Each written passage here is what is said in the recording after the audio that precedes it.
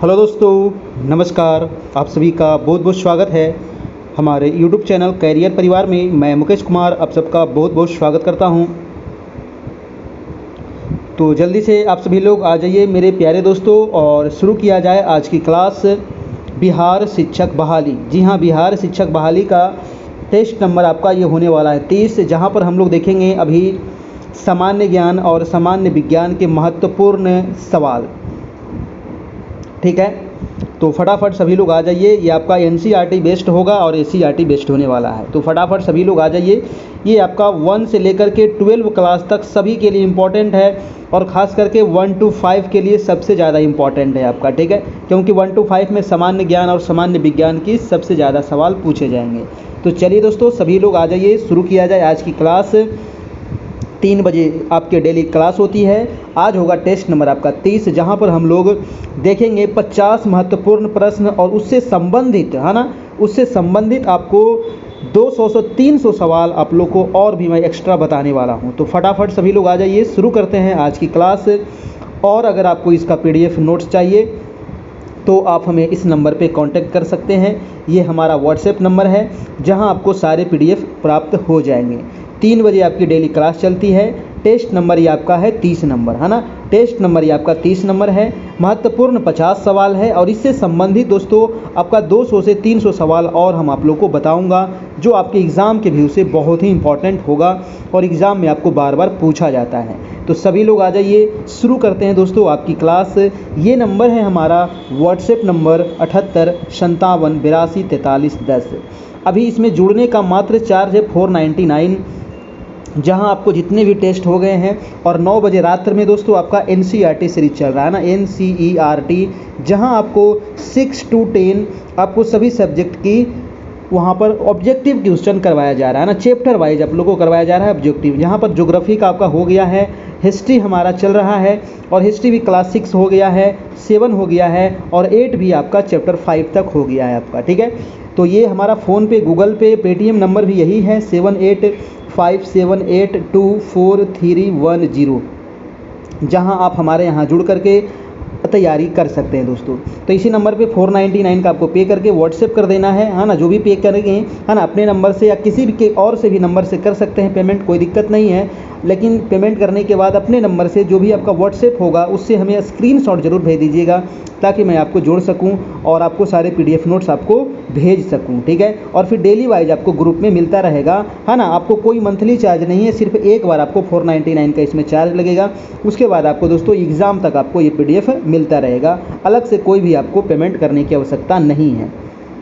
तो चलिए, सभी लोग आ गए हैं। आज का पहला सवाल है, वीडियो को एक बार सभी लोग लाइक कर देना है जितने लोग आ गए हैं। पहला काम यही है कि आप सभी लोग आकर के वीडियो को लाइक कर दें। पहला है कि निम्नलिखित में से स्तनधारी जीव कौन सा है? बताइए दोस्तों, स्तनधारी जीव, है ना। स्तनधारी जीव कहने का मतलब है जो बच्चे को जन्म देती हो, है ना, और जो बच्चे को दूध पिलाती हो, तो स्तनधारी जीव उसे कहेंगे। स्तनधारी जीव निम्नलिखित में से क्या होगा? कछुआ? नहीं, कछुआ नहीं होता है। कॉकरोच भी नहीं होगा, चमगादड़ हो जाएगा, है ना। चमगादड़ जो है दोस्तों ये आपका स्तनधारी जीव है, जो आपको याद रखना है। ठीक है, कॉकरोच, है ना, कॉकरोच क्या है बताइए? स्तनधारी तो आपका चमगादड़ हो गया, कछुआ क्या है, कॉकरोच क्या है, उल्लू क्या है ना। तो जो आपका कॉकरोच है दोस्तों ये हो जाएगा आपका कीट, है ना। कॉकरोच क्या है? तो ये आपका कीट है ना, कीट है। और उल्लू क्या हो जाएगा? तो उल्लू आपका पक्षी हो जाएगा। ठीक है, उल्लू क्या है? तो एक पक्षी है। और कछुआ जो हो जाएगा दोस्तों ये सरीसृप हो जाएगा, है ना। कछुआ जो हो जाएगा इसको कहेंगे आपका सरीसृप। ध्यान रखना है, ये क्वेश्चन पूछा जाता है। सरीसृप हो जाएगा आपका कछुआ, जो आपको पानी में भी रहता है और आपको स्थल पर भी देखने को मिलेगा कछुआ। सबसे ज़्यादा उम्र लगभग कछुआ ही जीता है दोस्तों, है ना। 150 प्लस साल ये आपका उम्र जीता है आपका कछुआ। ठीक है, चलिए। और चमगादड़ एक मात्र उड़ने वाला स्तनधारी पक्षी है, ये भी याद रखिएगा, है ना। उड़ने वाला, है ना। अगर पूछा जाए कि उड़ने वाला एकमात्र स्तनधारी कौन है, तो वो हो जाएगा चमगादड़, है ना, चमगादड़। चलिए, अगला प्रश्न है आपका दूसरा नंबर प्रश्न है कि नीचे दिए गए विकल्पों में से उस परिवर्तन को पहचानें जिसे उत्क्रमित किया जा सकता है। अब देखिए, उत्क्रमित का मतलब क्या होता है? उत्क्रमित का मतलब होता है ना उल्टा किया जा सके, है ना। जैसे कि बर्फ़ का पिघलना, है ना। मैं कुछ एग्जांपल बता देता हूँ, जैसे बर्फ़ का पिघलना। अब देखिए बर्फ़ से पिघल करके क्या बनेगा, पानी, और फिर पानी को जमा दीजिएगा तो बर्फ़ बन जाएगा। अब जैसे कागज़ को मोड़ना, कागज़ के मोड़ करके आप छोटा कर सकते हैं, फिर उसको खोल दीजिएगा तो कागज़ बन जाएगा। और पानी से जैसे भाप बना दिए और फिर भाप से क्या बन जाता है, पानी बन जाता है। तो ये इसी को कहते हैं उत्क्रमित, है ना। तो उत्क्रमित यहाँ एग्जाम्पल में आपको दिख रहा है, मोम का गोल बनाना, है ना। मोम का गोल बनाना आंसर हो जाएगा आपका, आंसर नंबर सी हो जाएगा।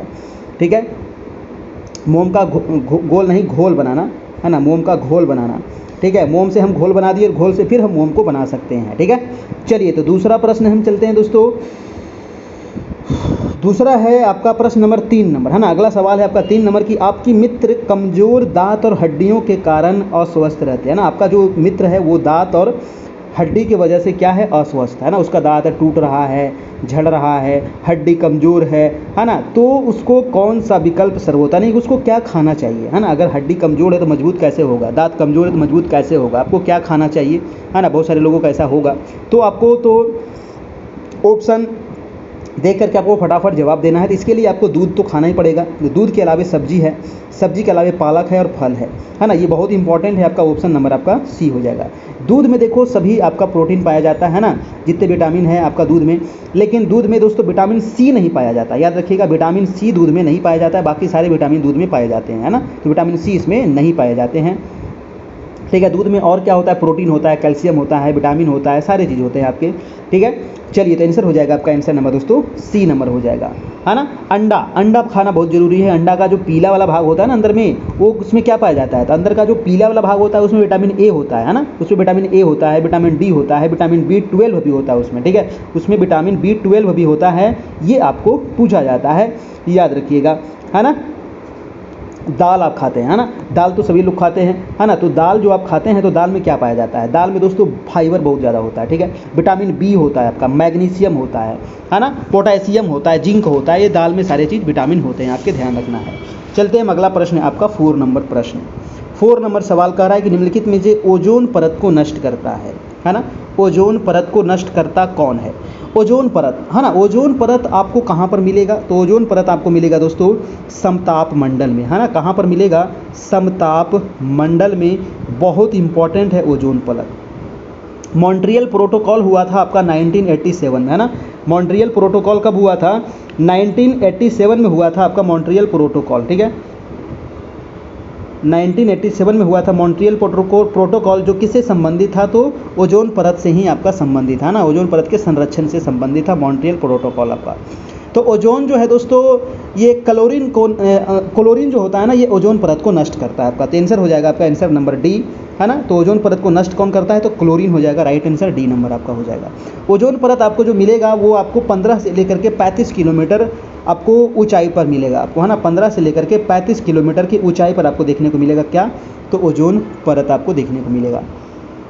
ठीक है, ओजोन परत को क्षय करने के लिए जो महत्वपूर्ण गैसें हैं वो जैसे क्लोरोफ्लोरोकार्बन हो गया, नाइट्रस ऑक्साइड हो गया, है ना। एयर कंडीशन से जो गैस निकलता है, रेफ्रिजरेटर से जो गैस निकलता है, तो ये सारे जो होते हैं ये मतलब ओजोन परत को क्या करते हैं, हानि पहुंचाते हैं आपका। और उसमें सबसे महत्वपूर्ण है आपका CFC, है ना, यानी कि क्लोरोफ्लोरोकार्बन, जो आपको ओजोन परत को क्षय करते हैं, यानी कि उसको हानि पहुंचाते हैं।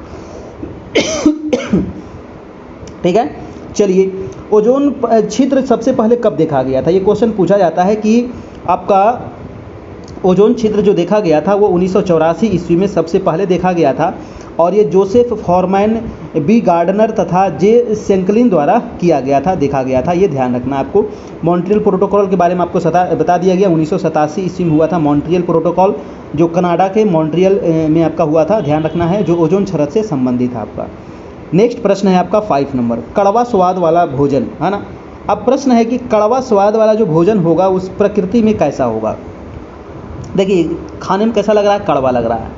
अब भाई साहब अगर कड़वा लग रहा है तो इसका मतलब ये क्या होगा, क्षारक होगा, है ना। क्या होगा, ये क्षारक होगा आपका। ऑप्शन नंबर आपका सी हो जाएगा, है ना। क्षारक ऐसे लिखाएगा आपका, ठीक है, ये टाइपिंग में मिस्टेक हो गया, क्षारक। ठीक है, तो कड़वा स्वाद वाला जो भोजन होगा वो दोस्तों वो क्षारक होता है। आंसर हो जाएगा आपका, आंसर नंबर सी हो जाएगा आपका। ठीक है, चलिए अगला प्रश्न हम चलते हैं आपका 6 नंबर। 6 नंबर प्रश्न है कि खाली स्थान को भरना है, पदार्थों का जैव अवक्रमण किसे कहते हैं। है ना। तो जैव अवक्रमण किसे कहते हैं दोस्तों, है ना, पदार्थों का जैव अवक्रमण किसे कहा जाता है, तो जैविक प्रक्रियाओं द्वारा तोड़ा जा सकता है पदार्थों को जैव अवक्रमण जो होता है बायोडिग्रेडेबल कहते हैं आपका। तो इसका जो आंसर हो जाएगा जैविक प्रक्रियाओं द्वारा तोड़ा जा सकता है पदार्थों का जैव अवक्रमण उसे कहा जाता है ना, यानी कि इसी को कह सकते हैं बायोडिग्रेडेबल, है ना, बायोडिग्रेडेबल।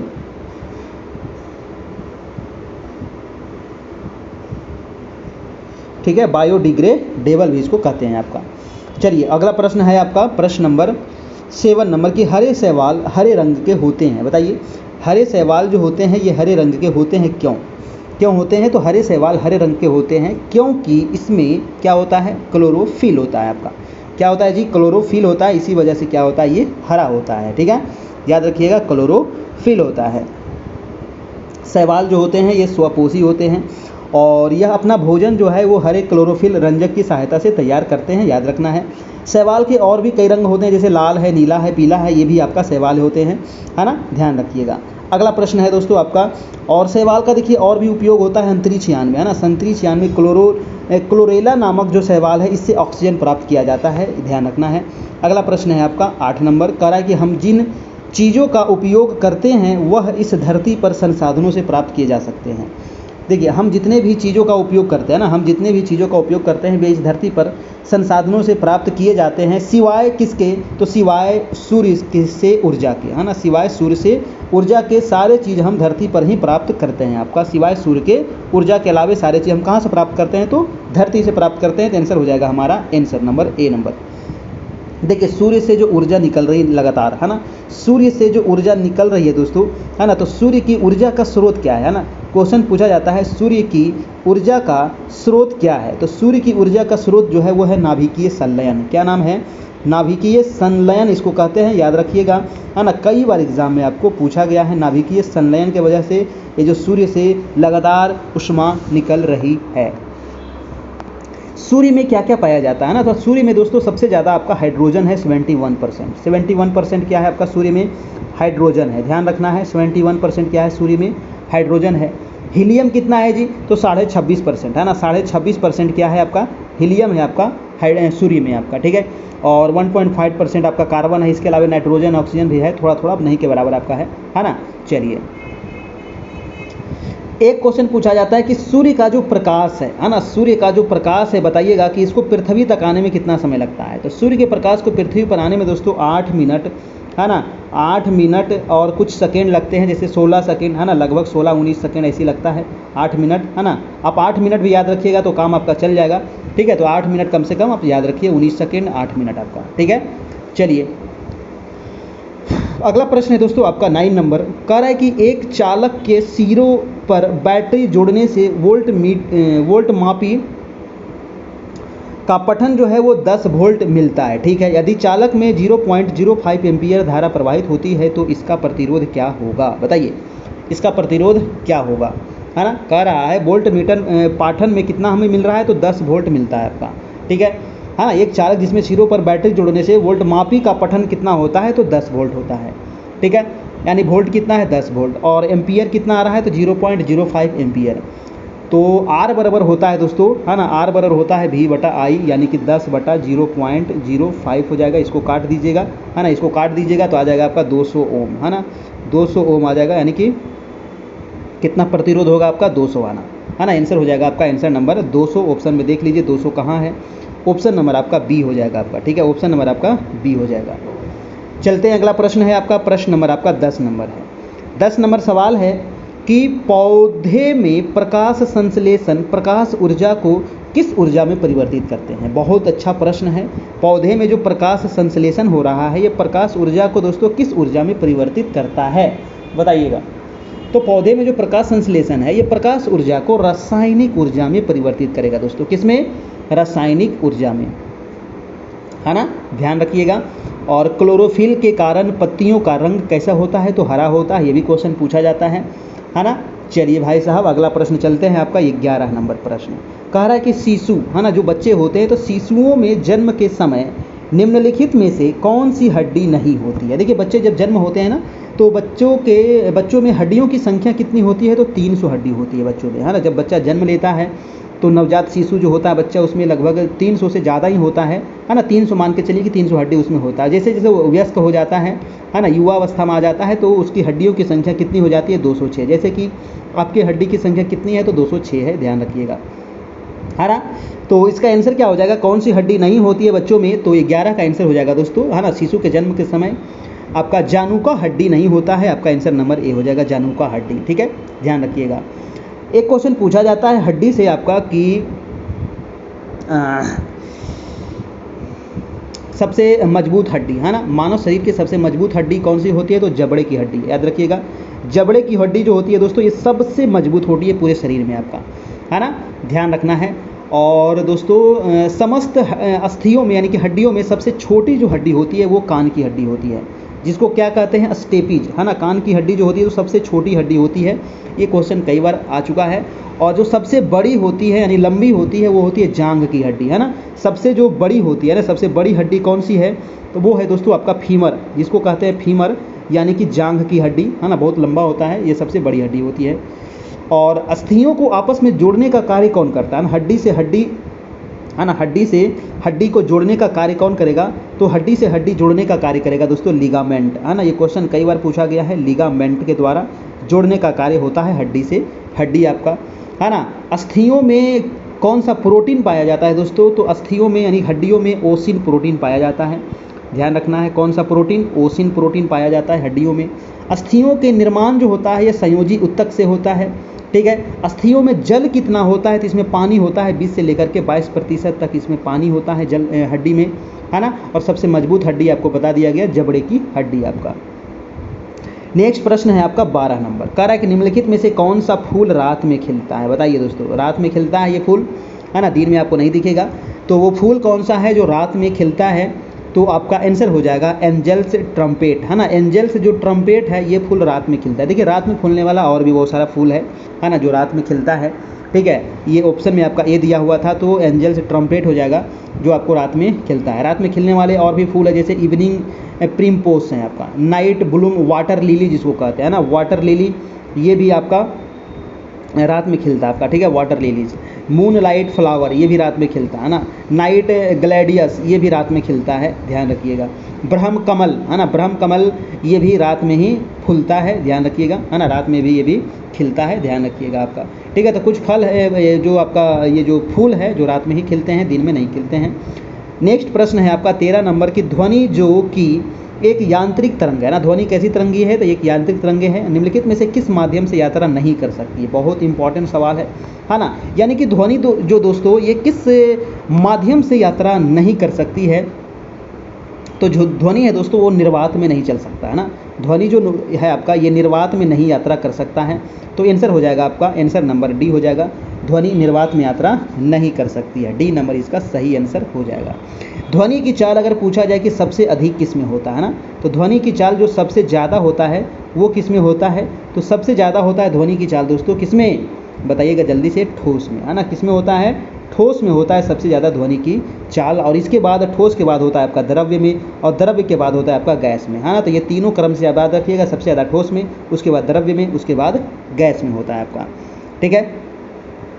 चलिए, जो ध्वनि आपके कान तक, जैसे गाना आप सुन रहे हैं ना, जैसे आप गाना सुन रहे हैं या फिर आपको कोई आवाज़ दे रहा है, तो आपके कान पर जो ध्वनि का प्रभाव है वो कितने देर तक रहता है? ये सवाल पूछा जाता है कि जो आपके कान पर, है ना, आपके कान पर, कान तक ध्वनि का जो प्रभाव होता है वो 1/10 सेकेंड तक होता है ना, 1/10 सेकेंड तक होता है। जैसे आपको कोई बोला हेलो, तो ये 1/10 सेकेंड तक आपके कान पर रहता है, आपका सुनाई देता है, ठीक है, ध्यान रखिएगा। चलिए अगला प्रश्न देख लेते हैं, बहुत सारा सवाल इसमें हम आपको बता दिए। नेक्स्ट प्रश्न है आपका 14 नंबर। 14 नंबर है कि लैक्टोमीटर, हाइड्रोमीटर, जहाज़ों और पनडुब्बियों को किसके आधार पर डिजाइन किया जाता है? तो देखिए, लैक्टोमीटर, हाइड्रोमीटर, जहाज और पनडुब्बी को दोस्तों आर्किमिडीज के सिद्धांत पर डिजाइन किया जाता है, ठीक। किसके सिद्धांत पर? आर्किमिडीज के सिद्धांत पर। आपका आंसर हो जाएगा ए नंबर, आर्किमिडीज के सिद्धांत पर। आपसे एक सवाल हम पूछ रहे हैं, जैसे कि नमक का घोल है ना, नमक के घोल में अगर आप अंडा डालते हैं तो क्या होगा? अंडा तैरेगा या डूब जाएगा? नमक के घोल में दोस्तों अगर आप अंडा डालते हैं तो अंडा तैरेगा या फिर अंडा डूब जाएगा? बताइएगा। तो देखिए, नमक के घोल का जो घनत्व होता है ना, वो अंडे के घनत्व से क्या हो जाएगा? अधिक हो जाएगा। और जैसे ही पानी का घनत्व अधिक हुआ तो अंडा नहीं डूबेगा, अंडा क्या होगा, तैरने लगेगा। जैसे कि समुद्र का पानी है ना, समुद्र का जो पानी है उसका घनत्व क्या है, हमारा जो पानी है इससे ज़्यादा है ना, हमारा जो पानी है नॉर्मल पानी जो पीते हैं इसके घनत्व से ज़्यादा है समुद्र का घनत्व। यही कारण है कि समुद्र में लोग देर से डूबते हैं, है ना, और यहाँ जल्दी डूब जाते हैं। ठीक है, तो ध्यान रखिएगा क्योंकि उसका घनत्व ज़्यादा है। अगला प्रश्न चलते हैं आपका प्रश्न नंबर 15 नंबर। वीडियो अच्छा लग रहा है ना तो एक लाइक कर दीजिएगा, है ना, आप सभी के लिए इतना करवाया जाता है मेहनत, है ना, तो एक प्लीज़ प्लीज़ प्लीज़ सभी लोग से विनती है एक लाइक ज़रूर कर दीजिए। प्रश्न है कि निम्नलिखित में से कौन सा एक प्राकृतिक पारिस्थितिकी तंत्र है। दोस्तों प्राकृतिक बताना है आपको, है ना, जिसको मानव ने नहीं बनाया है। तो प्राकृतिक जो है प्राकृतिक पारिस्थितिकी तंत्र है, क्या हो जाएगा, बांध। बांध को तो मानव ने बनाया है, बगीचा को मानव बनाया है, एक्वेरियम को भी मानव बनाया है। रेगिस्तान को मानव बनाया है नहीं, रेगिस्तान दोस्तों ये प्रकृति की देन है हमारा। जैसे भारत का सबसे बड़ा रेगिस्तान कौन सा है, तो थार का रेगिस्तान है ना, और दुनिया का सबसे बड़ा रेगिस्तान कौन है, तो सहारा का रेगिस्तान है ना, दुनिया का सबसे बड़ा रेगिस्तान सहारा का रेगिस्तान है, याद रखिएगा। एक क्वेश्चन पूछा जाता है आपसे कि पारिस्थितिकी तंत्र जो है आपका, है ना, पारिस्थितिक तंत्र शब्द का, पारिस्थितिक तंत्र जो ये शब्द है, पारिस्थितिक तंत्र जो शब्द है इसका प्रयोग सबसे पहले किसने किया था, तो इस शब्द का प्रयोग किया था A.G. टांसले, है ना, A.G. टांसले के द्वारा सबसे पहले इसका प्रयोग किया गया था। A.G. टांसले कब किए थे इनका प्रयोग, तो 1935 में, 1935 ईस्वी में सबसे पहले A.G. टांसले के द्वारा ही किया गया था आपका। ठीक है, तो पारिस्थितिक तंत्र कितने प्रकार के होंगे, 2 प्रकार के, एक तो प्राकृतिक होगा और एक आपका कृत्रिम होगा। प्राकृतिक जिसको प्रकृति ने बनाया है, कृत्रिम जिसको मनुष्य ने बनाया है। ठीक है, प्राकृतिक में क्या क्या आ जाएगा, जैसे वन है, मरुस्थल है, टुंड्रा प्रदेश हो गया, है ना, और भी आपके आसपास जितने चीज़ दिख रहे हैं, है ना। और कृत्रिम में क्या आ जाएगा, जैसे बगीचा, है ना, फसल, तालाब, पार्क, ये सभी हो जाएंगे कृत्रिम आपके। ठीक है, एक सवाल नोट करिएगा कि पारिस्थितिक तंत्र, पारिस्थितिकी विज्ञान केंद्र कहाँ है दोस्तों, पारिस्थितिक तंत्र नहीं, पारिस्थितिकी विज्ञान केंद्र कहाँ है, तो पारिस्थितिकी विज्ञान जो केंद्र है वो है आपका बेंगलुरु में। कहाँ है, बेंगलुरु में है, ये क्वेश्चन पूछा गया प्रश्न है, याद रखिएगा। अगला प्रश्न हम चलते हैं, तो इसी प्रकार से आपको रिवीजन यहाँ पर होते चलेगा, है ना। तो 3 बजे आप क्लास जरूर कीजिएगा, डेली 3 बजे से आपकी प्रधान बिहार शिक्षक बहाली की क्लास होती है, और ये आपका खास करके 1 to 5 के लिए सबसे ज़्यादा इंपॉर्टेंट है, लेकिन 1 to 12 के लिए वाले भी देख सकते हैं क्योंकि उनको भी आपको सामान्य अध्ययन का प्रश्न पूछा जाएगा। ठीक है, 40 प्रश्न आपको भी पूछा जाएगा, 9th 10th वाले, 11th 12th वाले, है ना। चलिए, तो प्रश्न है कि निम्नलिखित में से कौन सा एक फूल का भाग है, एक फूल का भाग कौन सा है ना। तो फूल का भाग जो दोस्तों प्रश्न है शिरा विन्यास, शिराएँ, स्त्री केसर, मध्य शिरा। तो आंसर हो जाएगा आपका क्या, स्त्री केसर, है ना। स्त्री केसर जो है ये आपका फूल का भाग है ना, ध्यान रखिएगा। पुष्प जो होता है ये पौधे का जनन अंग होता है, और पुष्प में ब्रह्म, दलपुंज और पुमंज और जायांग पाए जाते हैं आपका। ठीक है, चलिए हम चलते हैं अगले प्रश्न, और प्रश्न नंबर है आपका 17 नंबर। प्रश्न है निम्नलिखित में से किस विटामिन की कमी से बच्चों में सूखा रोग होता है ना। बच्चों का देखिएगा कि कोई बच्चा जो होता है हाथ पैर लगेगा सूखा हुआ, है ना, तो ये सूखा रोग जो होता है दोस्तों ये विटामिन डी की कमी से होती है। किसकी कमी से, विटामिन डी की कमी से होती है आपकी सूखा रोग, विटामिन डी की कमी से बच्चों में, और इसी को कहा जाता है रिकेट्स, है ना, इसी को क्या कहते हैं, रिकेट्स, है ना। तो ध्यान रखिएगा, इसी को क्या कहते हैं, रिकेट्स नामक बीमारी होता है। और वयस्कों में भी दोस्तों इसकी कमी से हड्डियों में छीन हो जाता है ना, जो बड़े लोग होते हैं उसमें भी अगर विटामिन डी की कमी है तो हड्डियों में छीन हो जाएगा, लचीला हो जाएगा। ठीक है, ये सभी चीज़ होता है आपका। विटामिन डी हमें कहाँ से मिलेगा, तो विटामिन डी के लिए आप सुबह सुबह सूर्य की रोशनी में आप टहलिए, है ना, सूर्य की रोशनी में आप बैठिए, वहाँ से आपको विटामिन डी मिल जाएगा, है ना। चलिए अगला प्रश्न चलते हैं आपका, और एक प्रश्न विटामिन ई से भी आपको बता दूं कि विटामिन ई की कमी से क्या होता है, तो विटामिन ई की कमी से होता है दोस्तों जनन शक्ति में कमी आता है ना, विटामिन ई की कमी से जनन शक्ति में कमी आता है, ध्यान रखिएगा। अगला है आपका प्रोटोजोआ, बहुत इंपॉर्टेंट सवाल है दोस्तों, प्रोटोजोआ, है ना। प्रोटोजोआ जो है ये किस रोग के रोग का कारण होता है ना, तो प्रोटोजोआ जो है ये मलेरिया रोग का कारण है आपका। ठीक है, मलेरिया जो होता है वो प्रोटोजोआ की वजह से ही होता है आपका मलेरिया। ठीक है, याद रखिएगा, प्रोटोजोआ से होता है आपका मलेरिया। मलेरिया रोग में दोस्तों लाल रुधिराणु क्या होता है, नष्ट हो जाता है तथा रक्त में कमी आती है, और इसके उपचार में हम क्या क्या प्रयोग करते हैं मलेरिया में, तो कुनैन, आपका क्लोरोक्वीन, है ना, ये सभी का उपयोग किया जाता है आपका। ठीक है,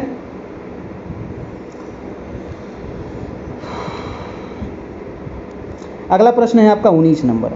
19 नंबर प्रश्न है कि एक आवेशित पिंड द्वारा किसी अन्य आवेशित या अनावेशित पिंड पर लगाए जाने वाले बल को निम्नलिखित में से कौन सा बल कहा जाता है? बताइए।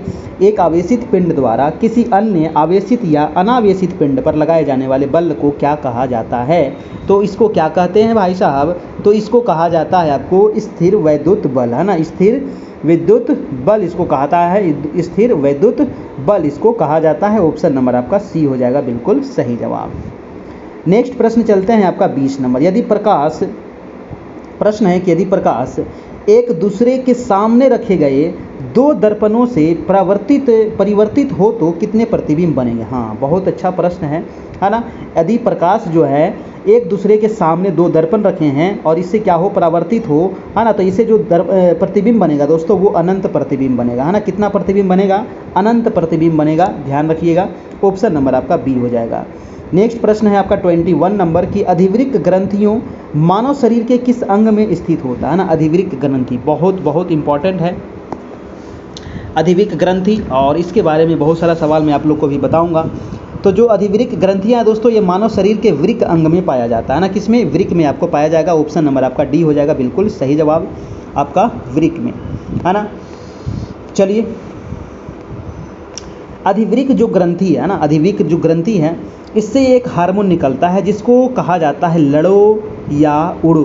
क्वेश्चन पूछा जाता है कि लड़ो या उड़ो हार्मोन, है ना, लड़ो या उड़ो हार्मोन कहाँ से निकलता है दोस्तों? कहाँ से स्रावित होता है लड़ो या उड़ो हार्मोन? तो अधिवृक्क ग्रंथि से ये आपका निकलता है आपका, है ना। तो ध्यान रखिएगा, अधिवृक्क ग्रंथि से लड़ो या उड़ो हार्मोन निकलता है। ये क्वेश्चन कई बार पूछा गया है।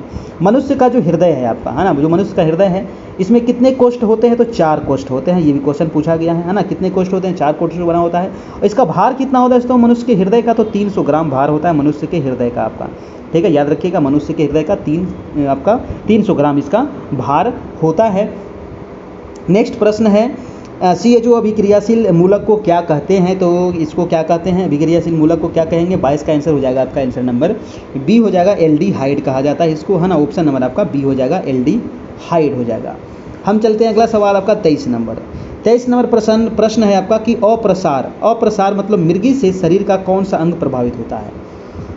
कभी मिर्गी वाले आदमी को देखे हैं? मिर्गी वाले आदमी को क्या होता है ना कि मतलब कि जब उसको मिर्गी आएगा, है ना, दौरा पड़ेगा, मैं देखा हूँ, तो उसका हाथ पाँव काम करना बंद हो जाता है, मुंह से उसका नाक से लार वगैरह निकलने लगता है, ठीक है। तो अप्रसार मतलब कि इसको कहा जाता है दोस्तों, मैं एक बार फिर से गलती लिखा गया थोड़ा सा, अपस्मार, है ना, अपस्मार इसको कहा जाता है, अपस्मार, है ना, इसको मिर्गी कहते हैं। तो ये शरीर के जो है ना मस्तिष्क है इसको प्रभावित करता है। शरीर के किसको प्रभावित करता है? तो मस्तिष्क को ये प्रभावित करता है। और मस्तिष्क का वजन कितना होता है? अगर पूछा जाए कि मस्तिष्क का वजन कितना है तो 1400 ग्राम मस्तिष्क का वजन होता है, ठीक है, याद रखिएगा, है ना। हृदय का भार कितना होता है? तभी बताए थे आपको, 300 ग्राम होता है।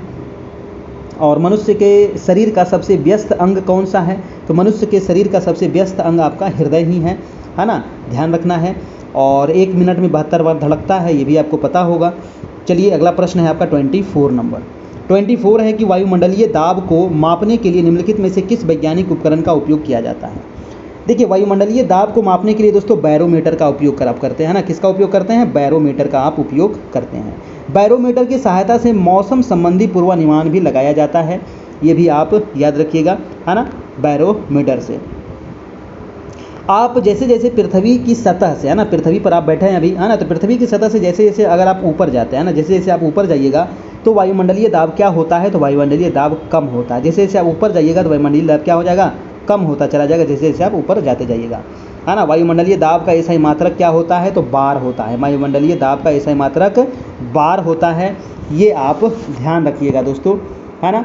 चलिए, और विद्युत धारा को किस में मापते हैं? तो एम्पियर में मापते हैं, है ना। और इसके लिए प्रयुक्त यंत्र को क्या कहते हैं? अमीटर कहा जाता है। अगला प्रश्न है आपका 25 नंबर कि पावोक्रिस्टेटस को सामान्यतः के रूप में जाना जाता है। देखिए, पावोक्रिस्टेटस के बारे में मैंने पहले भी आप लोग को बता चुका हूं कि मोर जो होता है ना, भारत का जो राष्ट्रीय पक्षी मोर है, इसका वैज्ञानिक नाम क्या है? तो पावोक्रिस्टेटस है। तो आंसर हो जाएगा हमारा बी नंबर, है ना। पावोक्रिस्टेटस जो है दोस्तों ये भारतीय मोर का वैज्ञानिक नाम है। जो मोर है इसको राष्ट्रीय पक्षी घोषित कब किया गया था? तो नोट कर लेना है 26 जनवरी, है ना, 26 जनवरी, कितने 26 जनवरी को?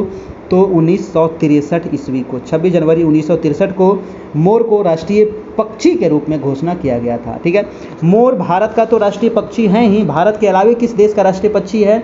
तो श्रीलंका का है। ठीक है, भारत के अलावा आपका ये श्रीलंका का राष्ट्रीय पक्षी है, ये भी आप ध्यान रखिएगा।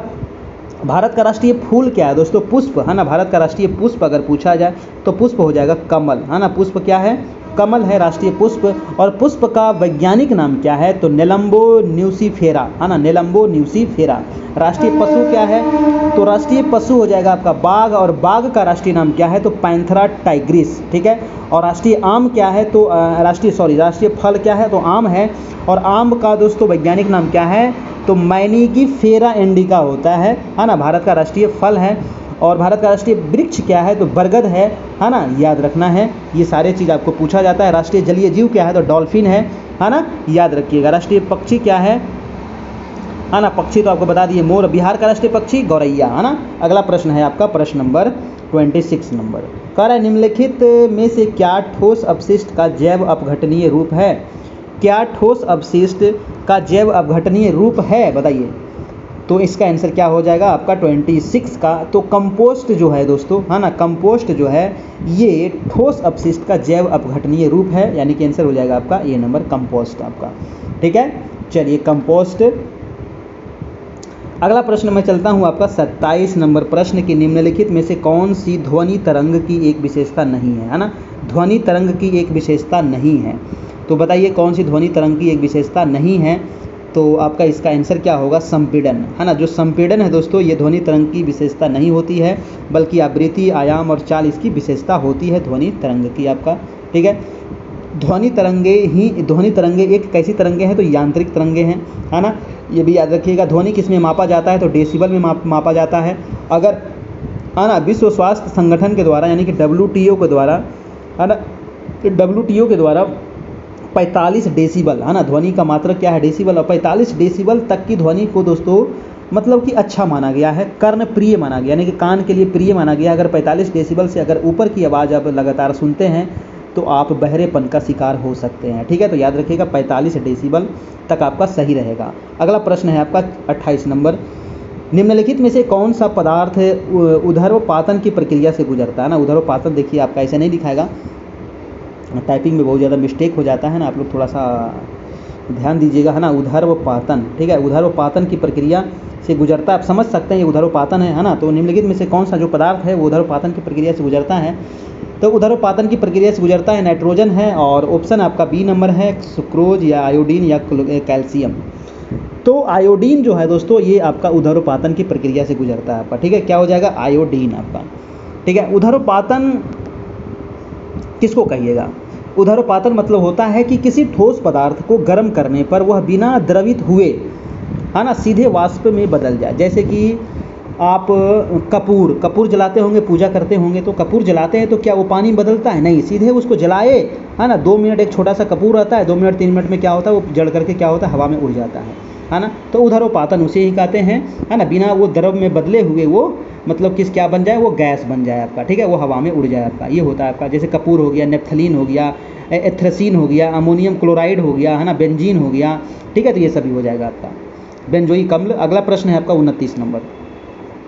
कह रहा है कि ऊर्जा अंतरण के 10% नियम का प्रतिपादन किसने किया था? है ना, 10% नियम का प्रतिपादन किसने किया था? तो 10% नियम का जो प्रतिपादन किया था दोस्तों वो आपका 29 का आंसर हो जाएगा रेमंड लिंडमैन, है ना। रेमंड लिंडमैन के द्वारा 10% नियम का प्रतिपादन किया गया था आपका। ठीक है, चलिए चलते हैं। अगला प्रश्न है आपका 30 नंबर। कह रहा है कि एथेनॉल, है ना, इथेनॉल किसके दौरान निर्मित होता है? इथेनॉल जो है दोस्तों ये किसके दौरान निर्मित होता है? तो आपका आंसर क्या होगा? तो इथेनॉल जो है ये खमीरों में अनॉक्सी श्वसन की क्रिया के दौरान निर्मित होता है ना। तो खमीरों, अमीर में भाई साहब, खमीर में, है ना, तो खमीरों में अनॉक्सी श्वसन के दौरान ये आपका होता है। ऑप्शन नंबर आपका बी हो जाएगा, बिल्कुल सही आंसर हो जाएगा, है ना। खमीर जो होता है ये एकल कोशिका वाले होते हैं ना, खमीर जो है एकल कोशिका वाले होते हैं। अगला प्रश्न है आपका 31 नंबर की, इनमें से किसका अपर रूप है? किसका अपर रूप है दोस्तों? तो फ्लोरीन, है ना, फुलेरिन कार्बन जो है ना, फुलेरिन कार्बन जो है ये आपका फुलेरिन कार्बन जो है इसका अपर रूप है आपका, है ना। फुलेरिन जो है ये कार्बन का अपर रूप है आपका, ठीक है। तो फुलेरिन जो है ये कार्बन का अपर रूप है। आपका आंसर नंबर हो जाएगा डी नंबर, आपका आंसर नंबर हो जाएगा डी आपका, ठीक है। चलिए अगला प्रश्न चलते हैं हम। प्रश्न नंबर है आपका 32 नंबर की। केसिन एक प्रोटीन है जो पाया जाता है। बताइए केसिन के बारे में मैंने पहले भी बताया था कि केसिन कहाँ पाया जाता है, तो केसिन दूध में पाया जाता है ना। केसिन किस में पाया जाता है जी, तो केसिन एक प्रोटीन है ना। ये केसिन क्या है, तो सिंपल पूछा जाएगा केसिन क्या है, तो एक प्रोटीन है जो दूध में पाया जाता है, ठीक है। चलिए गेहूं में क्या पाया जाता है, तो गेहूं में पाया जाता है दोस्तों ग्लाइडिन, है ना। गेहूं में क्या पाया जाता है, गेहूं में कौन सा प्रोटीन पाया जाता है, तो गेहूं में प्रोटीन रहता है आपका ग्लाइडिन, है ना। ग्लाइडिन, तो ग्लाइडिन होता है आपका गेहूं में, ध्यान रखिएगा आपका, ठीक है। चलिए तो अगला प्रश्न चलते हैं आपका। प्रश्न नंबर है 33 नंबर। पीतल इनमें से किसका मिश्र धातु है, तो पीतल किसका मिश्र धातु है, तो तांबा और जिंक का, है ना। पीतल किसका है, तांबा और जिंक यानी जस्ता का है ना। पीतल जो है दोस्तों, पीतल किसका हो गया, तांबा और जस्ता का हो जाएगा। जिसमें तांबा कितना होता है, तो तांबा होता है 70% और जस्ता होता है 30%, ठीक है। तांबा होता है 70% और जस्ता होता है 30%। ऑप्शन नंबर आपका बी हो जाएगा, ठीक है। पीतल में दोस्तों 30% जस्ता और 70% तांबा होता है। कुछ और जो है आपको याद रखना पड़े, जैसे कांसा, तो कांसा किससे बनता है भाई साहब बताइएगा। कांसा किससे बनता है, तो कांसा दोस्तों बनता है कॉपर और प्लस टीन से बनता है ना। कॉपर प्लस टीन से बनता है कांसा, नोट कर लेना है। टांका, है ना, टांका किससे बनता है दोस्तों, तो टांका बनता है आपको, है ना, लेड, है ना, यानी कि सीसा प्लस टीन से बनता है। सीसा और टीन से बनता है आपका टांका, ठीक है। बेल मेटल, है ना, बेल मेटल किससे बनता है बताइएगा। बेल मेटल, ये सारे इंपॉर्टेंट है, नोट कर लीजिएगा। बेल मेटल जो बनता है वो कॉपर प्लस टीन से बनता है आपका, ठीक है। कॉपर प्लस टीन से बनता है। गन धातु किससे बनता है बताइएगा। गन धातु किससे बनता है आपका, तो गन धातु बनता है दोस्तों कॉपर, है ना, प्लस टीन प्लस जिंक, है ना। Copper plus tin plus zinc से बनता है आपको गन धातु। ये सारे सवाल आपको पूछा जाता है, आप याद रखिएगा, है ना। एल्युमिनियम ब्रॉन्ज किससे बनता है, तो कॉपर प्लस एल्युमिनियम से बनता है, ठीक है। ये सारे बहुत महत्वपूर्ण है, मैंने सभी को बता दिया। अगला प्रश्न है आपका 34 नंबर के। निम्नलिखित में से कौन सा जीवाणु फलीदार पादपों की मूल प्रविकाओं निर्माण से संबंधित है आपका, है ना।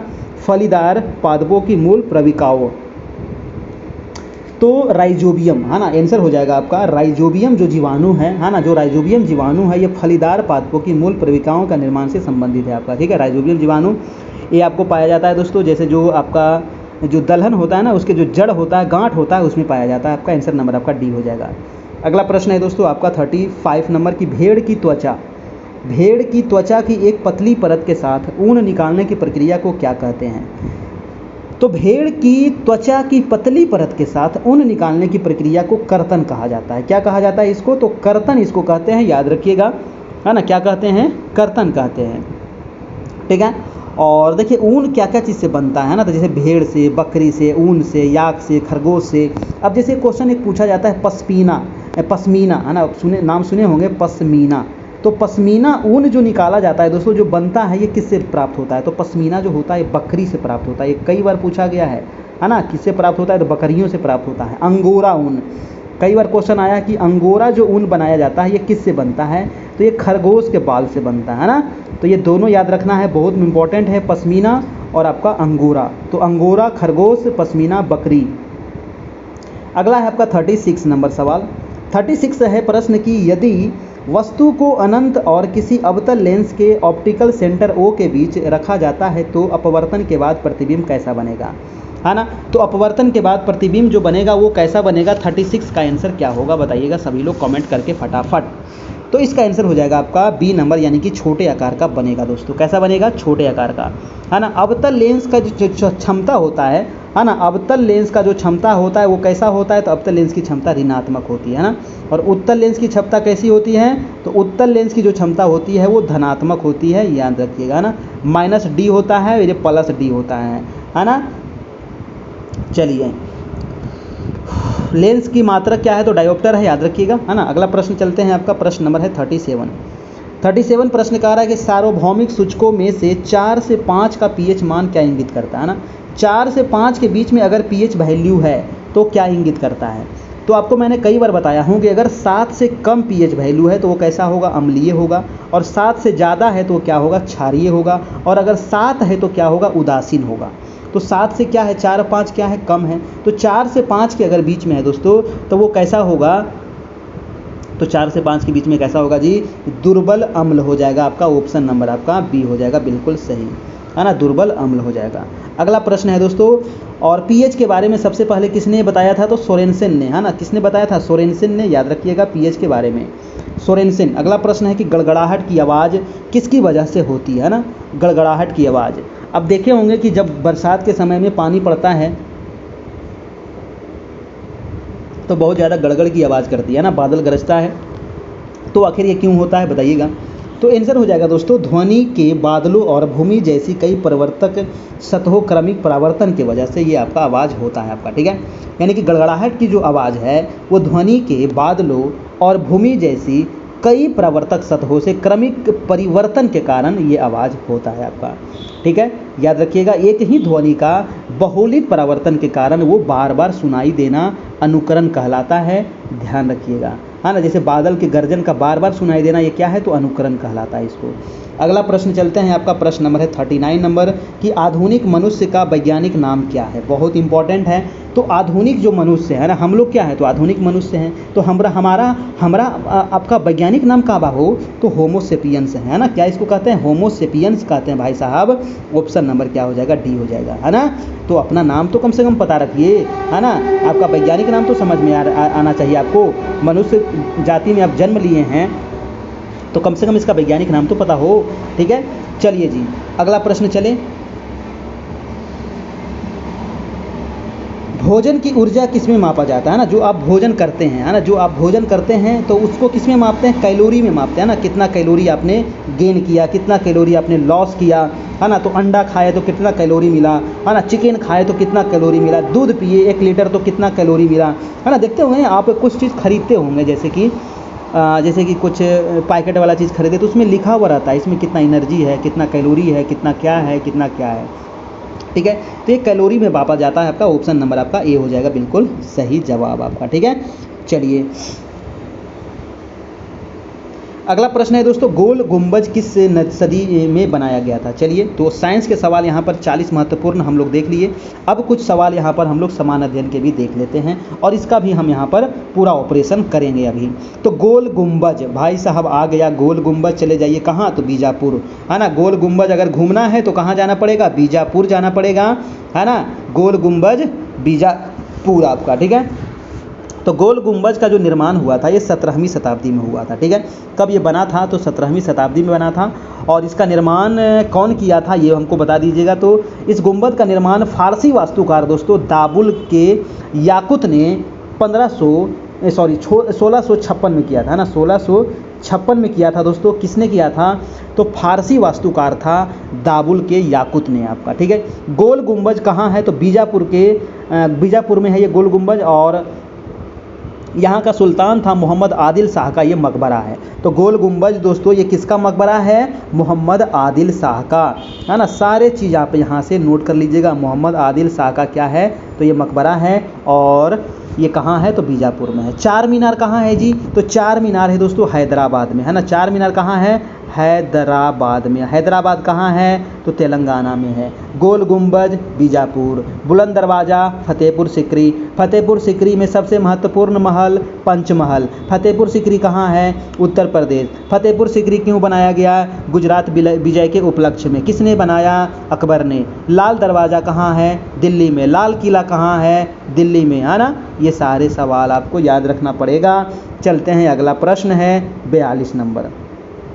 कह रहा है कि समुद्र तक पहुँचते पहुँचते, जी हाँ, समुद्र तक पहुँचते पहुँचते नदी की प्रवाह क्या हो जाती है, धीमी हो जाती है। अब नदी जहाँ से निकलेगी, मान ली यहाँ से निकल रही तो क्या होगा, बच्चा जन्म लेता है, धीरे धीरे नदी क्या हुआ, बड़ा हुआ, है ना। अब बड़ा हुआ तो जवान हो गया नदी, है ना। ये पूरा तीव्र गति से यहाँ पर बहेगी, है ना। बहते बहते बहते बहते क्या हुआ दोस्तों, ये पहुँच गया कहाँ, तो सागर में पहुँच गया, है ना। कहाँ पहुँच गया, सागर के पास। अब यहाँ पर क्या होगा दोस्तों, ये नदी जाकर के बहुत सारे भागों में बट जाती है ना, जिसको डेल्टा भी कहते हैं। और इसी को क्या कहते हैं, इसी को वितरिका भी कहा जाता है ना। वितरिका भी इसी को कहते हैं। तो वही कह रहा है अनेक धाराओं में विभाजित हो जाती है, इसको क्या कहते हैं, तो इसको क्या कहते हैं भाई साहब, वितरिका कहते हैं। ऑप्शन नंबर आपका डी हो जाएगा, ठीक है, वितरिका कहते हैं।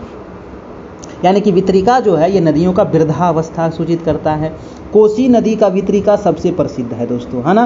कोसी नदी अपने मार्ग बदलने के लिए प्रसिद्ध है, याद रखिएगा, है ना। और यही कारण है कि कोसी जो है वो बिहार का शोक है, और ये उत्तर बिहार में ज़बरदस्त हर साल ये तबाही मचाती है ना। समुद्र से नदियों के मिलने से पूर्व डेल्टा का भी निर्माण होता है, वो भी मैंने आपको कई बार बता चुका हूँ। सुंदरवन का डेल्टा कहाँ है, तो ये आपको कहाँ मिलेगा, बंगाल की खाड़ी में, है ना। और ये दुनिया का सबसे बड़ा डेल्टा है सुंदरवन का डेल्टा, ध्यान रखिएगा। अगला प्रश्न है दोस्तों आपका प्रश्न नंबर 43 नंबर, कह रहा है कि वर्ष 2011, चलिए जी 2011 में कह रहा है जनगणना के अनुसार जनसंख्या की दृष्टि से देश का दूसरा सबसे बड़ा राज्य कौन सा है, जनसंख्या में कह रहा है ना। तो जनसंख्या में पहला नंबर किसका है, यूपी का है। पहला कौन बहा, यूपी, और दूसरा कौन है, तो महाराष्ट्र। दूसरा कौन है दोस्तों, महाराष्ट्र है। और तीसरा कौन है, तो अपना बिहार है। तीसरा कौन है, तो अपना बिहार है। और चौथा कौन है, तो चौथा हो जाएगा आपका वेस्ट बंगाल। तो ये कम से कम 4 आपको याद रखिएगा, है ना। और पांचवा कौन है दोस्तों, तो आंध्र प्रदेश, है ना। जब विभाजित नहीं हुआ था उस समय की बात है, क्योंकि 2011 के अनुसार पूछ रहा है, तो पांचवा नंबर आंध्र प्रदेश का था। तो यहाँ पर दोस्तों देश का दूसरा पूछ रहा है, तो दूसरा हो जाएगा महाराष्ट्र आपका, ठीक है। दूसरा महाराष्ट्र, बिहार तीसरे नंबर पर, है ना। चलिए, और मैं एक चीज़ बता दूं कि जनसंख्या की दृष्टि से, तो अभी मैंने बता दिया आपका, है ना। जनसंख्या की दृष्टि से आपका हो गया यूपी, महाराष्ट्र, आपका बिहार, पश्चिम बंगाल और आंध्र प्रदेश। और जनसंख्या की दृष्टि से सबसे बड़ा राज्य कौन सा है, तो यूपी, आपको भी बता दिए। सबसे छोटा अगर पूछे तो कौन सा हो जाएगा जी, तो जनसंख्या में सबसे छोटा कौन सा हो जाएगा, तो जनसंख्या में सबसे छोटा जो है वो सिक्किम है ना। सिक्किम है। ये 2011 के अनुसार सारा डाटा है, ये सारा डाटा 2011 के अनुसार है। सबसे बड़ा केंद्र शासित, है ना, यूनियन टेरिटरीज, है ना। यूनियन टेरिटरी सबसे बड़ा, तो सबसे बड़ा हो जाएगा दिल्ली, है ना। केंद्र शासित में सबसे बड़ा दिल्ली, जनसंख्या में दिल्ली आए। और सबसे छोटा हो जाएगा लक्षद्वीप, है ना। ये हो जाएगा आपका लक्षद्वीप, याद रखिएगा दोस्तों, लक्षद्वीप हो जाएगा आपका सबसे छोटा जनसंख्या में आपका, ठीक है। और लिंगानुपात में अगर आपसे पूछ लिया जाए कि लिंगानुपात सबसे अधिक कहाँ है, तो लिंगानुपात सबसे अधिक केरल में है। केरल का कितना है, तो 1084 है केरल का लिंगानुपात। और सबसे कम लिंगानुपात किसका है, हरियाणा का, है ना। हरियाणा का लिंगानुपात कितना है, 879, 879 है हरियाणा का लिंगानुपात। और सर्वाधिक लिंगानुपात केंद्र शासित प्रदेश का किसका है, तो कि केंद्र शासित प्रदेश में सबसे ज़्यादा किसका है दोस्तों, तो वो हो जाएगा पुदुचेरी का, है ना। किसका हो जाएगा, पुदुचेरी का हो जाएगा सबसे ज़्यादा। और पुदुचेरी का है कितना, तो 1032, है ना। 37 है, 1037 हो जाएगा पुदुचेरी का। और सबसे कम लिंगानुपात वाला केंद्र शासित कौन सा हो जाएगा, तो दमन दीव, है ना। दमन दीव जो हो जाएगा सबसे कम लिंगानुपात वाला हो जाएगा दमन दीव, है ना। दमन दीव और दादरा नगर हवेली को अब एक कर दिया गया है। सबसे कम दमन दीव का था कितना, तो 618 था मात्र, ठीक है, याद रखिएगा। भारत का लिंगानुपात कितना है ना, तो 900 कितना है बताइएगा कमेंट करके, भारत का लिंगानुपात कितना है, याद कीजिएगा, जल्दी से बताइए भारत का लिंगानुपात कितना है ना। चलिए 943, हाँ बहुत बढ़िया, 943 है ना, 943। बिहार का कितना है, 918 है ना, बिहार का 918 है ना। चलिए जी, और एक चीज़ मैं और यहाँ पर बता दूँ कि शिशु लिंगानुपात, है ना, शिशु लिंगानुपात वाला राज्य कौन सा है सबसे अधिक, तो सर्वाधिक शिशु लिंगानुपात वाला राज्य हो जाएगा आंध्र प्रदेश। और केंद्र शासित में हो जाएगा दोस्तों अंडमान निकोबार द्वीप समूह, है ना, शिशु में आपका बच्चा में। अगला प्रश्न है आपका 44 नंबर। 44 है कि निम्नलिखित में से कौन सा भारत का प्रमाणिक मध्याह्न रेखा कहलाता है, तो प्रमाणिक मध्याह्न रेखा किसको कहते हैं, 82.5 डिग्री पूर्वी देशांतर को, यानी कि ऑप्शन नंबर आपका ए बिल्कुल सही है। 82.5 डिग्री जो आपका पूर्वी देशांतर है ना, 82.5 डिग्री जो दोस्तों आपका ये पूर्वी देशांतर है, ये कितने राज्यों से होकर के गुजरती है, तो 82.5 डिग्री जो पूर्वी देशांतर है ये दोस्तों कितने राज्य से गुजर रही है जी, तो ये दोस्तों आपका 5 राज्य से गुजर रही है। यही इलाहाबाद के नैनी से होकर के गुजरती है, कहाँ से, इलाहाबाद के नैनी से 82.5 डिग्री पूर्वी देशांतर। ये कौन कौन से राज्य से गुजरती है? 5 राज्य आप नोट कर लीजिएगा। आंसर हो जाएगा ए नंबर, है ना, यूपी, है ना, पहला नंबर राज्य है यूपी, उसके बाद एमपी, उसके बाद छत्तीसगढ़, उसके बाद उड़ीसा, उसके बाद आंध्र प्रदेश। ये 5 राज्य से होकर के गुजरती है आपका 82.5 डिग्री पूर्वी देशांतर, और ये भारत के बीचों बीच से गुजरती है ना, और इससे समय का निर्धारण होता है आपका। ठीक है, चलिए अगला देखते हैं दोस्तों। 45 नंबर कह रहा है कि बिहार का निम्नलिखित में से कौन सा नृत्य गुजरात में किए जाने वाले गरबा के समान है? तो गुजरात में किए जाने वाले गरबा के समान बिहार में कौन सा नृत्य है? तो बिहार में हो जाएगा दोस्तों आपका झुमरी, है ना, झुमरी। तो बिहार में होता है आपका झुमरी, है ना। ये गरबा के जैसा ही होता है जैसे गरबा गुजरात में होता है ना। गरबा कब होता है ना, तो थी आपका जब दशहरा होता है ना दोस्तों, उस समय होता है आपका गरबा किया जाता है गुजरात में, और बिहार में होता है आपका झुमरी, है ना, ध्यान रखिएगा, झुमरी। चलिए तो इसका आंसर क्या हो जाएगा? 45 का आंसर नंबर आपका बी हो जाएगा, झुमरी, है ना। चलिए, यह बिहार के मिथिलांचल का लोक नृत्य है आपका झुमरी। झुमरी कहाँ का है? मिथिलांचल का है ना। और झुमरी नृत्य में दोस्तों केवल महिलाएं ही, मतलब विवाहित जो महिलाएं होती है वो ही इसको करती है आपका। ठीक है, याद रखिएगा। चलिए भाई साहब, अगला प्रश्न है आपका 46 नंबर। निम्नलिखित में से सबसे बड़ी पर्वत श्रृंखला कौन सी है? तो सबसे बड़ी पर्वत श्रृंखला हो जाएगी आपका एंडीज पर्वत श्रृंखला, है ना। सबसे बड़ी पर्वत श्रृंखला जो है वो एंडीज पर्वत श्रृंखला है, और ये विश्व की सबसे बड़ी है आपका। ये है कहाँ? तो ये पड़ेगा आपको दक्षिण आपको अमेरिका में, है ना। दक्षिण अमेरिका में आपको ये मिलेगा दोस्तों, एंडीज पर्वत श्रृंखला, है ना, दक्षिण अमेरिका में। ये कितना लंबा है? तो 7000 किलोमीटर ये लगभग लंबाई है ना। इसकी लंबाई कितनी है? 7000 किलोमीटर लगभग इसकी लंबाई है। और दक्षिण जो एंडीज पर्वत है दोस्तों, इसकी सबसे ऊंची चोटी आप नोट कर लेना है ना। इसकी सबसे ऊंची चोटी कौन सी है एंडीज की? तो ये कांकागुआ, है ना। ये कांकागुआ जो है ये एंडीज की सबसे ऊंची चोटी है, ये कांकागुआ, याद रखिएगा। और एंडीज कैसा पर्वत है? तो एक मोड़दार पर्वत है। कैसा पर्वत है एंडीज? तो एक मोड़दार पर्वत है दोस्तों, याद रखिएगा। इसके मध्य में कौन सा पठार है? तो एंडीज के मध्य में कौन सा पठार है? तो बोलीविया का पठार, है ना। कौन सा पठार है? बोलीविया का पठार है एंडीज के मध्य में, ये भी आपको याद रखना पड़ेगा, है ना। और इसी पठार पर, यानी कि एंडीज का जो आपका इसी पठार, मतलब कि बोलीविया का जो पठार है, इसी पठार पर विश्व का सबसे ऊंचा नौका गम्य, है ना, सबसे ऊंचा जो नौका गम्य जो झील है उसको क्या कहते हैं? तो नौका गम्य जो सबसे ऊंचाई पर, है ना, सबसे ज़्यादा ऊंचाई पर। तो क्वेश्चन पूछा जाता है कि दुनिया के सबसे ज़्यादा ऊंचाई पर नौका गम्य झील कौन सा है? तो उस झील का नाम है दोस्तों टीटीकाका। क्या नाम है जी? उस झील का नाम है टीटीकाका। तो याद रखिएगा, टीटीकाका झील कहाँ है? बोलीविया के पठार पर है। और बोलीविया पठार कहाँ है? तो एंडीज पर्वत पर है। ठीक है, कोई दिक्कत नहीं होना चाहिए, है कि नहीं? दिक्कत है तो फिर बहुत दिक्कत हो जाएगा, है ना। अगला प्रश्न है आपका कि राष्ट्रीय पर्यावरण अभियांत्रिकी अनुसंधान संस्थान कहाँ स्थित है? देखिए, वीडियो को अभी तक लाइक नहीं किए हैं भाई साहब, लाइक कर दीजिए, नहीं तो आपको कान पकड़ के बाहर कर देंगे हम, है ना। कान पकड़ के बाहर कर देंगे, फिर कभी लाइव देख नहीं पाइएगा। ठीक है, तो एक बार लाइक आपको कर देना है ना। और चैनल पर नए हैं तो सब्सक्राइब कर लेना है। इसका PDF आपको मिल जाएगा हमारे व्हाट्सएप ग्रुप में। व्हाट्सएप नंबर है 78 57 82 43 10। ठीक है, 82 43 10। मात्र अभी 499 इसमें चार्ज है, और यही व्हाट्सएप नंबर है, यही फ़ोनपे गूगल पे नंबर है, जहां आपको 499 का पे करके व्हाट्सएप पे आपको स्क्रीनशॉट भेज देना है। इसी नंबर पर मैं आपको ग्रुप में जोड़ दूंगा, और आपको सभी पीछे वाला क्लास आपको मिल जाएगा। उसका PDF है, उसका वीडियो है, नोट्स है, सारे चीज़ आपको प्रोवाइड करा दिए जाएंगे। तो प्रश्न है कि राष्ट्रीय पर्यावरण अभियांत्रिकी अनुसंधान संस्थान कहाँ है? अगर मैं इसका ऑप्शन नहीं दूँ तो आप लोग बता सकते हैं। राष्ट्रीय पर्यावरण अभियांत्रिकी अनुसंधान संस्थान जो है दोस्तों, ये है आपका नागपुर में। कहाँ है? नागपुर में है ये, है ना, नागपुर में है। और नागपुर जो है दोस्तों, बताइए कहाँ है? तो नागपुर है आपको महाराष्ट्र में। ठीक है, चलिए जी, तो ये हो जाएगा राष्ट्रीय पर्यावरण अभियांत्रिकी अनुसंधान संस्थान नागपुर। इसकी स्थापना अगर पूछ लिया जाए तो 1958 में इसकी स्थापना होती है। ठीक है, भारतीय चमड़ा रंगाई एवं जूट संस्थान कहाँ है? अगर चमड़ा रंगाई पूछे तो चमड़ा जो हो जाएगा दोस्तों कानपुर में, है ना। चमड़ा कहाँ हो जाएगा?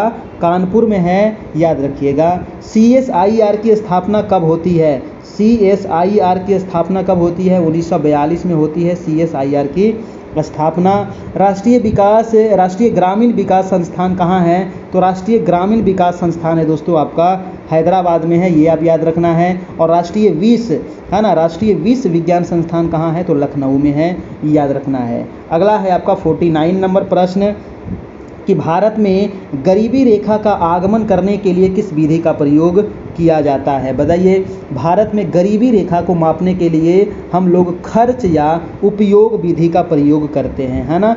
खर्च या उपयोग विधि का प्रयोग करते हैं। ऑप्शन नंबर आपका डी हो जाएगा बिल्कुल सही आपका, ठीक है जी। चलिए अगला प्रश्न है दोस्तों आपका 49 नंबर सवाल है ना, कि संविधान का 52वां संविधान संशोधन किससे संबंधित है? 52वां संविधान संशोधन जो है ये हुआ था कब? तो 1985 ईस्वी में हुआ था आपका। कब हुआ था जी? 1985 में हुआ था 52वां संविधान संशोधन। और इसके तहत दोस्तों भारतीय संविधान में 10वीं अनुसूची को जोड़ा गया था। और 10वीं अनुसूची में है क्या? तो 10वीं अनुसूची में है दल बदल, है ना। क्या है? दल बदल है, याद रखना है। 73वां संविधान संशोधन किससे संबंधित है? तो 73वां हो जाएगा पंचायती राज से संबंधित। इसको कहाँ जोड़ा गया? तो 11वीं अनुसूची में जोड़ा गया। कब लागू किया गया? तो 1993 में इसको लागू किया गया था। ये संशोधन कब हुआ था? तो 1992 में हुआ था 73वां। 74वां संविधान संशोधन किससे संबंधित है? तो नगर पालिका से। 74वां कब हुआ था? तो 1992 में हुआ था। इसको लागू कब किया गया था? तो लागू किया गया था 1993 में।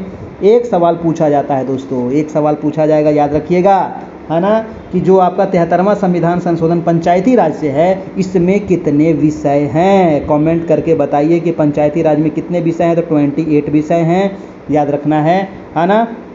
और नगर जो निगम है इसमें कितने विषय हैं, ये भी आपको याद रखना पड़ेगा। एक क्वेश्चन आप बताइए कि 61वें संविधान संशोधन किससे संबंधित है? 61वां संविधान संशोधन हुआ था आपका 1989 में। कब हुआ था? 1989 में। और इसी के तहत दोस्तों वोट देने की जो उम्र थी 21, इसको घटा करके क्या कर दिया गया था? 18 साल कर दिया गया था। ये भी आप दोस्तों याद रखिएगा, है ना, याद रखिएगा। भाग 20 में किसका वर्णन किया गया है? हमको जल्दी से बताइए, भाग 20 में किसका वर्णन किया गया है ना। ये रोमन में लिखे हैं 20, याद रखिएगा भाग 20। तो भाग 20 में है दोस्तों आपका अनुच्छेद 368। और 368 में क्या है? संविधान संशोधन की प्रक्रिया जो साउथ अफ्रीका से लिया गया है। वेरी वेरी इंपॉर्टेंट, याद रखिएगा, और नहीं रखिएगा तो फिर डंडा बजरेगा। अगला प्रश्न है 50 नंबर की, संविधान सभा द्वारा भारतीय संविधान को स्वीकृति कब दिया गया था? वेरी वेरी इंपॉर्टेंट है, इसका जवाब आपको देना है कि भारतीय संविधान सभा द्वारा भारतीय संविधान को स्वीकृति कब दिया गया था ना। स्वीकृति कब किया गया था, है ना। तो स्वीकृत जो किया गया था, अंगीकृत कब किया गया था? स्वीकृत या फिर अंगीकृत दोनों एक ही है। तो देखिए हमारा जो संविधान है इसको बनने में लगा था 2 साल 11 महीना 18 दिन, ठीक है। 2 साल 11 महीना 18 दिन इसको बनने में लगा था। और संविधान बनकर के तैयार हो गया दोस्तों कब? तो 26 नवंबर 1949 को। 26 नवंबर 1949 को संविधान तो बन गया, लेकिन दोस्तों इस दिन हमारा संविधान लागू नहीं होता है। हमारा संविधान लागू कब होता है? 26 जनवरी 1950 को होता है। लेकिन हमसे क्वेश्चन वहाँ का पूछ रहा है कि स्वीकृति कब हुई, यानी कि अंगीकृत कब किया गया। तो जब बना था उसी को कहते हैं अंगीकृत, यानी कि 26 नवंबर 1949 को संविधान सभा द्वारा भारतीय संविधान को स्वीकृति किया गया, यानी अंगीकृत किया गया था, ठीक है। संविधान सभा की अंतिम बैठक कब हुई थी? जल्दी से बताइए। संविधान सभा की अंतिम बैठक, तो अंतिम बैठक हुई थी दोस्तों कब? तो संविधान लागू होने से 2 दिन पहले। तो 2 दिन पहले का मतलब है 24 जनवरी, है ना। 24 जनवरी 1950 को संविधान सभा की अंतिम बैठक होती है। बहुत बार पूछा गया प्रश्न है आपका। संविधान पूर्ण रूप से लागू कब होता है? तो पूर्ण रूप से लागू होता है 26 जनवरी 1950 को पूर्ण रूप से लागू होता है। ये आप दोस्तों याद रखिएगा। संविधान सभा की पहली बैठक कब होती है? तो पहली बैठक कब होती है सबको पता होगा। संविधान सभा की पहली बैठक होती है कब? तो 9 दिसंबर 1946 को, है ना। 9 दिसंबर 1946 को जब ये पहली बैठक होती है तो इसमें अध्यक्ष कौन थे? तो सच्चिदानंद सिन्हा इसके अध्यक्ष थे। जो कैसे अध्यक्ष थे? तो अस्थायी अध्यक्ष थे। और जब दोस्तों तीसरी बैठक होती है ना, 11 दिसंबर 1946 को तीसरी बैठक होती है। इसमें अस्थायी अध्यक्ष चुना जाता है डॉक्टर राजेंद्र प्रसाद को, याद रखना है आपको, ठीक है। तो ये रहा आज का क्लास। कैसा लगा इसका आंसर आपको दे दिया गया है। इसको आप टेस्ट के रूप में दीजिएगा और बताइएगा हमको कि आपने कितना सही किया, है ना। अगर ये वीडियो देख लिए हैं तो कम से कम आपका 45 सही होना चाहिए, ठीक है। अगर 45 सही हो जाता है तो मान लेंगे कि आपका जीएस बहुत अच्छा है, रिजल्ट आपका कोई नहीं रोक सकता है ना। 120 नंबर का एग्ज़ाम होगा आपका, है ना। 120 नंबर का एग्ज़ाम होगा आपका दोस्तों। और 120 में कम से कम दोस्तों आपको 70 लाना है। कम से कम आपको कोशिश करना है कि हमको काट छाट के 70 ले आना है। जो जनरल ओबीसी है ना, जनरल हैं, ओबीसी हैं, ईबीसी हैं, मेल में आपका जो जनरल ईबीसी ओबीसी मेल हैं उनको कम से कम 70 लाना पड़ेगा। अगर इससे कम लाते हैं तो आप सेफ जोन में नहीं रहिएगा, है ना। लेकिन इससे अगर इतना ले आते हैं तो आप सेफ जोन में हैं। 65 से 70 के बीच में अगर आप ले जाते हैं तो आप सेफ जोन में रहिएगा। इससे कम लाइएगा तो मतलब धुक चुक में रहिएगा, हो भी सकता है नहीं भी हो सकता है। कोशिश करना है कि 70 प्लस ही आवे, है ना। 65 से 70 के बीच में रिजल्ट हो जाएगा। अगर 70 प्लस आता है तो जो आप जिला चुनिएगा वो आपको मिल जाएगा। अगर इससे कम लाइएगा तो फेंक देगा उन्हें जा कर के कोनवा में। अब कोनवा में फिर पड़ल रहिएगा उधर जा कर के, ठीक है। तो ये रहा आज का क्लास। कैसा लगा बताइएगा। और अभी तक दोस्तों लाइक नहीं किए हैं तो जाते जाते एक करके जाइएगा, है ना। करते हुए जाइएगा। आप सभी के लिए इतना मेहनत करते हैं, है ना। और आप लोग भी इतना मेहनत करते हैं। बस इसी प्रकार से प्यार बनाए रखिए, मेहनत करते रहिए। एक न एक दिन सफलता ज़रूर मिलेगी। इस बार दोस्तों शिक्षक बन के निकलना है, बीपीएससी निकालना है इस बार, है ना। नहीं निकालिएगा ना तो बगल वाले जो पड़ोसी है ना दोस्तों बहुत आपको सताएंगे, याद रखिएगा, है ना। पड़ोसी सबसे ज़्यादा किससे दिक्कत होता है? तो पड़ोसियों से दिक्कत होता है सबसे ज़्यादा, है ना। अगर पड़ोसी में किसी का रिजल्ट हो गया तो भाई साहब आपको जीने नहीं देगा, है ना। तो ध्यान रखिए कि रिजल्ट इस बार लेके रहना है 100%, ठीक है। तो इसके लिए जी तोड़ मेहनत करना पड़ेगा। ये मत सोचिए कि सुबह है, शाम है, दोपहर है, रात है, लाइन कटी है कि क्या कटी है, गर्मी है, ठंडा है, सबको त्याग दीजिए। मेहनत कीजिए, दिन रात मेहनत कीजिए। 100% रिजल्ट होगा। जहाँ से भी आप पढ़ रहे हैं पढ़िए, है ना। जहाँ भी अच्छा लगता है वहाँ पढ़िए। कोई दबाव नहीं कि हमारे यहाँ ही पढ़िए, जहाँ अच्छा लगता है वहाँ पढ़िए। जिनका नोट्स पढ़ना है उनका नोट्स पढ़िए, ठीक है। तो ये नंबर है, आप हमारे यहाँ ही जुड़ सकते हैं। मात्र 499 इसमें एक बार चार्ज है ना। 499 इसमें चार्ज है। तो एक बार इस नंबर पे करके आपको इस नंबर पे भेजना होगा स्क्रीनशॉट। उसके बाद आपको ग्रुप में जोड़ दिया जाएगा और फिर आपको सारे मटेरियल वगैरह मिल जाएगा जितना भी क्लास हुआ है। और फिर डेली बाय डेली फिर आपको मिलता रहेगा। अगला जो क्लास होगा आपका वो आपका हिंदी का क्लास होगा, ठीक है। अगला जो हम टेस्ट लेंगे 3 बजे, है ना। अगले दिन क्लास जो होगा आपका मंडे को क्लास होगा, है ना। आज तो सैटरडे है, कल संडे हो जाएगा। मंडे को इसका जो टेस्ट होगा, है ना, वो आपका हिंदी टेस्ट होगा। तो बहुत ही महत्वपूर्ण हिंदी टेस्ट होगा। हिंदी पढ़ के आइएगा। हिंदी सिर्फ हमको पास करना है, 30 नंबर लाना है हमको 100 में हिंदी और इंग्लिश मिला करके। तो हिंदी पर हमको फोकस नहीं करना है, हमको दिमाग लगाना है किस पर? तो अपने सब्जेक्ट पर दिमाग लगाना है, ठीक है। हिंदी को गोली मारिए, आप पास कर जाइएगा हिंदी, ठीक है। हिंदी पर ज़्यादा ध्यान दीजिए, ज़्यादा नहीं, है ना। कुछ सेट वगैरह लगाते रहिए, बहुत है ना। ज़्यादा उस पर टाइम नहीं देना है ना। दिन भर में 1 घंटा टाइम देना है हिंदी पर, उससे ज़्यादा समय नहीं देना है। उसके अलावा अपने समय पर देना है, अपने सब्जेक्ट पर देना है। 4-5 घंटा कम से कम अपना सब्जेक्ट को पढ़िए, है ना। एनसीईआरटी पढ़िए, एससीईआरटी पढ़िए, टेस्ट दीजिए डेली, है ना। और नोट्स पढ़िए, जहाँ से मिले वहाँ से पढ़िए दोस्तों, ठीक है। तो फिर मिलते हैं नेक्स्ट क्लास में। तब तक के लिए आप लोग अच्छे से रहिए, खुश रहिए, मस्त रहिए, तैयारी करते रहिएगा। और बस जाते जाते एक लाइक कर देना है। चैनल पर नए हैं तो सब्सक्राइब भी कर लीजिएगा। आने वाला हर एक वीडियो का नोटिफिकेशन आपको मिलता रहेगा। धन्यवाद।